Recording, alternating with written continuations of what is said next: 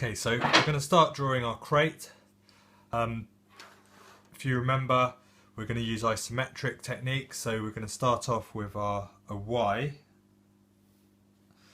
so we have our angles, and then our vertical lines should be perfectly parallel. Okay, and I'm going to make this a bit longer this way, and I've got my parallel line, and in this direction it's narrower because the actual object we're drawing, the light, is quite a narrow object. It's just the width of the plywood arm in that direction. Okay, so I've drawn in my crate. I'm trying to be quite sort of free with my lines. They're not always perfect, but you can sort of keep drawing them in until you get it right. Right, and then I'm also going to draw in the the hidden lines behind, so we can see what's going on the other faces as we start drawing, and you'll see why that's sort of needed once we get started. Okay, so that's my crate.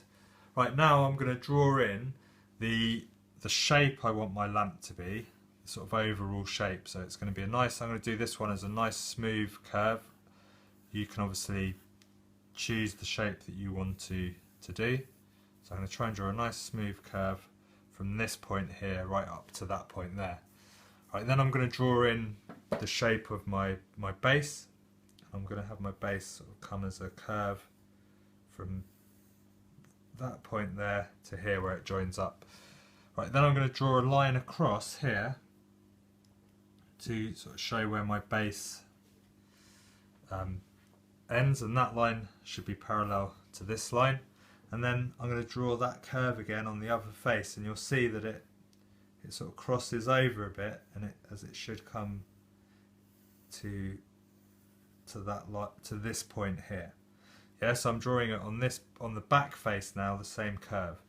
Okay, and then I'm going to, on the back face again, I'm going to try and draw the same curve for the arm part.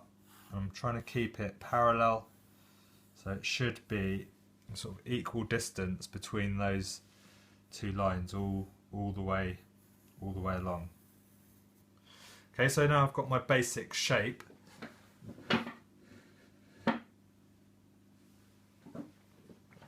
So now I'm going to add some thickness to the plywood part. So I want to try and keep a nice even thickness here. Sort of follow that curve round. Sometimes you want to just sort of trust yourself to get it right, otherwise you end up with a not very nice line. So sometimes it's better just to sort of trust yourself and just go for it, and if it doesn't quite work out, you can do it again and get it better when you go over it in the pen. Okay, so the last thing I need to do is to draw the cone, which I'm going to use for my lampshade. So I'm going to sort of imagine where it's going to attach to the arm, so it's going to attach there, and then I want to draw another, then I can draw the lines coming down, which will make up my cone, and then I can draw in this ellipse, which is going to be the base of my cone. Okay, so that's the sort of penciled in rough of it. Now I'm going to go over it with a fine liner so it's easier to trace. I'm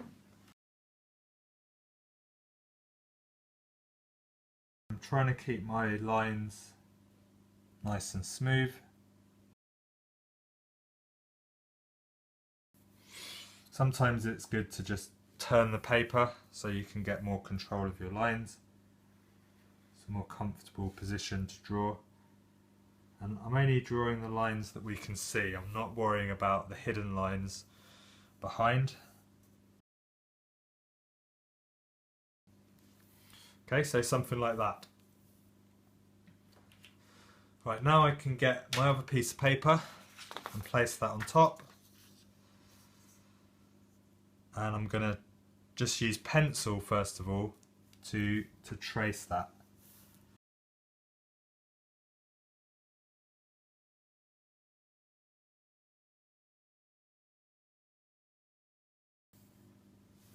And it's more important to get a smooth line than necessarily, completely follow your original drawing. So if you go off from what you've got underneath, as long as it looks okay, don't worry too much about, just rather have a smooth line than worrying too much about whether or not you've exactly copied the line underneath. Okay, so now that's I've traced that. It's not perfect, there's a few bits where I've gone a bit wrong, so I'm just going to rub out those pencil lines. Okay, so now I'm going to use my colouring pencils to render it, to make it look like it's made from wood and birch plywood.